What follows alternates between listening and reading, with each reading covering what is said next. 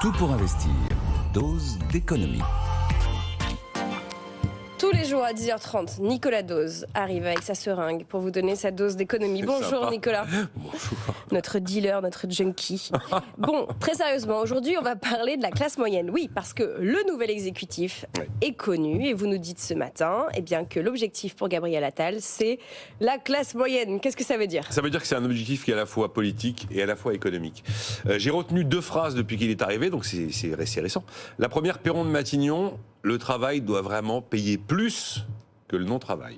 Et la deuxième phrase date d'hier. Nous tiendrons nos engagements, sous-entendu les 2 milliards de baisse d'impôts promis par Emmanuel Macron aux classes moyennes prévues pour 2024 et repoussés pour l'instant en 2025. Il n'y avait pas les sous en 2024 pour tenir l'engagement. Voilà, deux phrases en très peu de temps de la part du nouveau Premier ministre, objectif classe moyenne. Ouais. Bon, quand on parle de classe moyenne, on vise qui exactement, Nicolas ? C'est une bonne question parce que vous demandez aux gens, ils se sentent un peu tous classe moyenne, ça veut tout et rien dire. Bon, ça a quand même été travaillé un petit peu par les experts. Là, il est question des gens qui bossent. Les gens qui travaillent, mais qui gagnent un tout petit peu trop pour échapper à l'impôt sur le revenu, qui gagnent trop, évidemment, pour avoir droit à quoi que ce soit, donc aucune aide, aucune subvention, aucun tarif social, le tarif de la cantine, c'est pas pour eux. Ils gagnent effectivement trop pour ça, mais la question de la fin de mois existe quand même. Ils sont pas confortables, forcément. Et surtout, ils nourrissent l'idée que, en fait, ils bossent pour les gens qui bossent pas. Et là, c'est là où c'est l'aspect un peu politique du sujet. Vous vous souvenez sûrement de cette vidéo virale qui a tourné il y a maintenant un mois et demi, où il y a un gars là, qui insultait les travailleurs en leur disant « Continuez, bande d'abrutis, à bosser, parce que grâce à vous, moi, je me fais 1 800 € sans rien foutre. » Et il racontait comment il avait grugé l'allocation adulte handicapé, comment il cumulait les l'APL avec le RSA. Et bon, tous ces gens-là, ils sont mécontents. Et bizarrement, ils le font entendre dans les urnes, élection après élection. D'ailleurs, Gabriel Attal, hors micro, en novembre 2002, on lui avait attribué une phrase, mais on lui avait demandé après est-ce que vous l'avez dit ou pas, il n'avait absolument rien démenti. La phrase, c'était « Les classes moyennes ont le sentiment qu'on balance des canadaires d'argent public pour aider ceux qui ne bossent pas ». Voilà.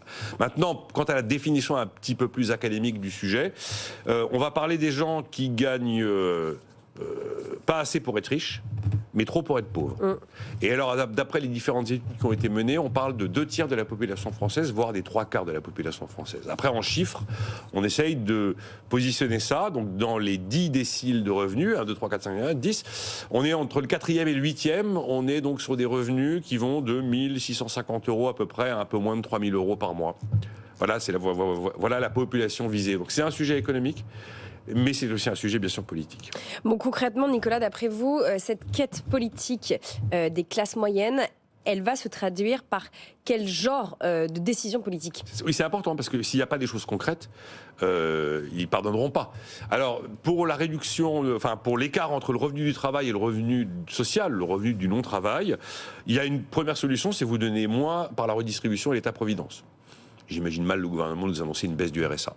Objectivement, ça, j'y crois pas du tout. Peu probable. Ou alors une sorte de fusion des différents minima sociaux comme ça avait été envisagé, mais en fait c'est techniquement hyper compliqué, qui permettrait finalement en loose day d'arriver à l'arrivée avec une note un peu inférieure. Donc ça, j'exclus l'idée qu'on va moins redistribuer. Donc ça veut dire qu'il faut donner plus à ceux qui bossent. C'est pas le gouvernement qui va imposer des hausses de salaire. Comment vous faites ? Vous avez la possibilité d'aller plus loin encore sur la prime d'activité. On est déjà allé très très loin sur la prime d'activité. Parce que je vous rappelle que c'est 100 € de plus par mois à un SMIC après la crise des Gilets jaunes. Mais on peut imaginer qu'on va plus loin. Et puis même que cette prime d'activité, elle bénéficie à des gens qui sont pas à un SMIC, mais au-delà du SMIC. Après, on peut baisser les cotisations salariales au SMIC et même au-delà du SMIC. À ce moment-là, vous augmentez le net mensuel des gens qui travaillent. Vous avez la possibilité les bonnes vieilles méthodes des heures supplémentaires défiscalisées. Bon, elles existent encore, mais elles ont quand même été très réorganisées et dans certains cas, elles sont soumises maintenant à l'impôt sur le revenu. Vous pouvez aller plus loin sur la prime de partage de la valeur, la fameuse prime Macron, qui est quand même un supplément de revenu. Vous pouvez décider qu'on indexe le SMIC aujourd'hui, on va faire une indexation sur l'inflation, non pas du SMIC, mais du SMIC jusqu'à 1,5 SMIC. Très bien, toutes ces mesures coûtent une fortune en termes d'argent public, et puis certaines d'entre elles sont objectivement, parce qu'on peut aussi monter le SMIC, coup de pouce sur coup de pouce, mais c'est des mesures qui sont, pour beaucoup d'entre elles, négatives pour la compétitivité du pays. Après, vous avez un autre levier, mais le gouvernement n'a pas vraiment la main. Bon, il y a eu un texte de loi qui a traduit dans la loi l'accord national interprofessionnel sur le partage de la valeur.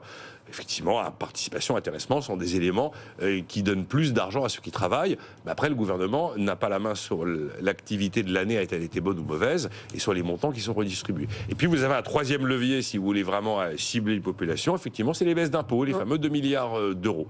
Après, sur l'autre sujet qui est un peu le ras-le-bol, si vous voulez, de la France laborieuse, je pense qu'il va y avoir un coup de collier assez sévère qui va être donné en matière de lutte contre la fraude sociale et la fraude fiscale.